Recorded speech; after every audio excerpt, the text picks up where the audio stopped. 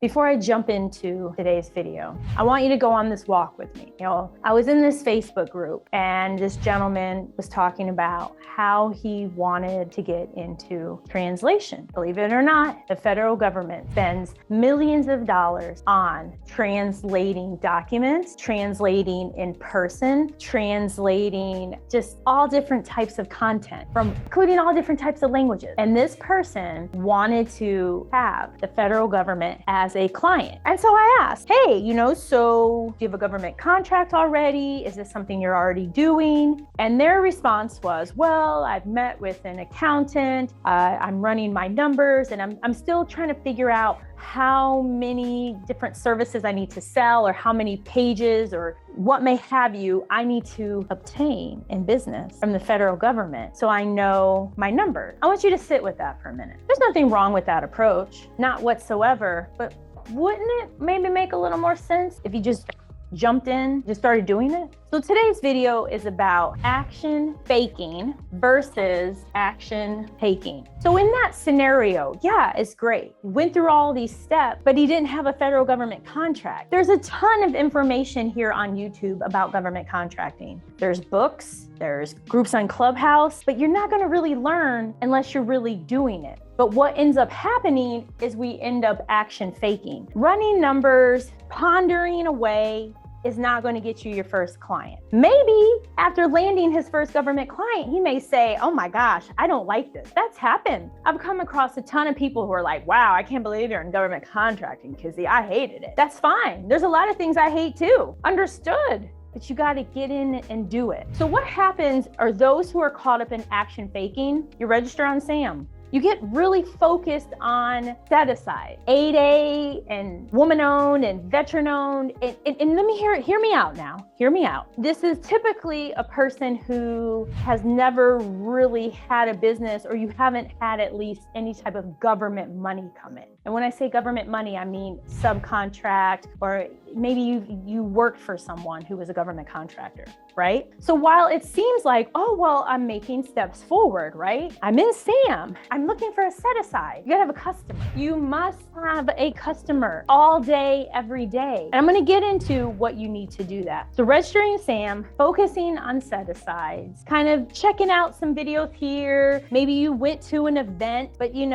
at that event, they didn't really seem like they want to help us small businesses. I hear that a lot. The things that I share in these videos are not like things that come out of my brain, like imagination. I'm not like a fiction writer, but you think, well, that's the next step, right? I'm in SAM, get my set asides, I'm going to these meetings, I'm going to do it. I'm going to have a business. So are these core tasks that you need to do? And that's the question you have to ask yourself. Is this a core task that I need to accomplish to get a customer? The answer is no, it's not. I had none of these.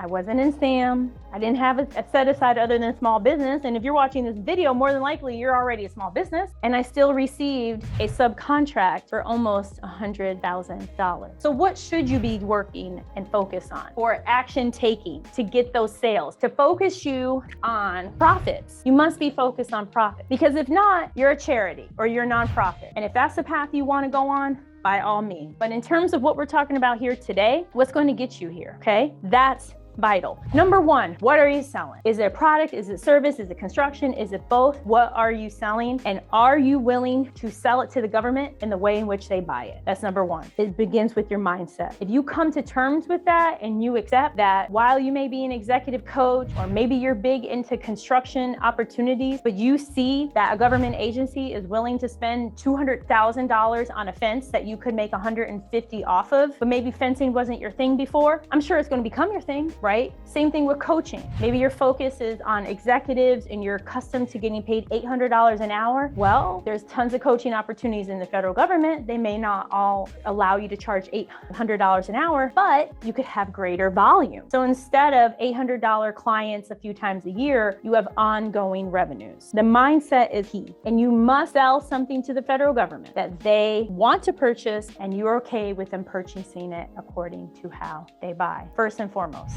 Number two, you must understand, in order to stay in business, you have to have business. And the way that you get business is through responding to sources sought, solicitations, requests for information. So I kind of call this Sam.Gov. Sam.Gov approach, right? It's the Sam.Gov approach. You're probably very familiar, and if you're not, that's cool. I'm here for you. I'm here to help you. It's responding to at least 10 different opportunities every month, because you're going to always need something in the pipeline. Because remember, where's our focus? Here. Not on faking, not trying to impress our friends and family, talking about we're going to start a government contracting business. It's here. And the beauty of federal government contracting is multi-year contracts where they pay out every month over several years. That's what's so beautiful about this space. Or in the construction space, that you're able to have amazing margins because the budgets may be higher than in the state or local government. So Sam.Gov. The second thing is what I call dialing for dollars. That is outreach. It's you picking up your phone, get your phone. You're going to call and email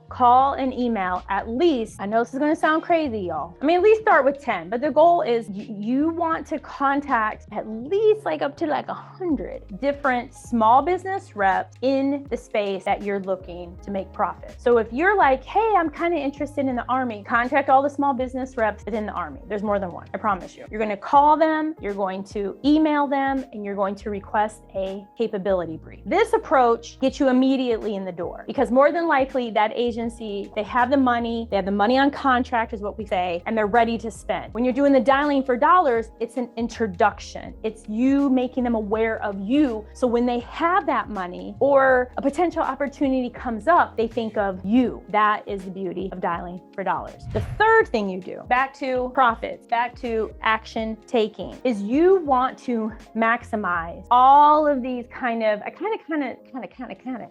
outreach events, kind of in this other bucket, right? And that is you want to attend in-person meetings, virtual matchmaking, as well as look at the forecast. Here is why this is vital, especially for the different virtual meetings or in-person meetings. You're now face to face with that government person. It's easy to dismiss a phone call, not answering, delete email. It's easy to dismiss. But when you have someone there, they can feel your energy. You can tell your story. They can get to know, like, and trust you even more. Because that's the ultimate goal with action taking, to get to the money at the know, trust, and like you. That's what happens when you respond. That's what happens when you're dialing for dollars. And you don't do this once, you don't do this twice, you don't do it 3 times. It's over and over and over and over again. That's why it's not faking. Faking is, oh, well, I tried and nothing happened. That's cool. Nothing wrong with that. But y'all GovCon winners, we don't give up like that. If this was an easy space, everybody. What do you do for a living?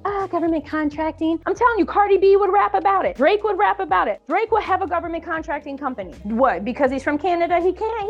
This is super important, okay? So you want to attend those events. Some of them cost some money. Do what you can do within your budget. The virtual ones, attend. Here's why. You're going to ask for the contact information from the point of contact. So then after the event, you contact everyone on that list, especially government agencies, and request a capability brief. Because even if you get a one-on-one with them, it's usually 5-10 minutes, maybe 15. There could be a tech issue. They could be delayed. Maybe the person didn't attend. Action faking. Well, I tried. I went to the event. XYZ agency didn't show up. You know how many times this happened to me? I had a gentleman say to me once, small business rep. He said, oh, well, it's really great that you offer training, Kizzy. You kind of remind me of my sister, but we don't buy training. And I said to him, I understand that, and I appreciate the compliment. I said, but I know you buy training. You're going to buy training. We ended up with $1 million contract with that person. Took a couple years, so you don't give up. We're not faking, right? When you're there, and I was there with him in person, it's hard. It's hard to say no. It's hard to be ooh, okay, you're opening things up. So get that list. You want to request a capability brief, preferably in person with them if you can, if not virtually, okay? So it's definitely what you want to do after attending any type of event. Then when it comes to forecasts, you go to acquisition.gov. There are other places for these forecasts. And in essence, the federal government is saying, here are some things we think we may, want to buy.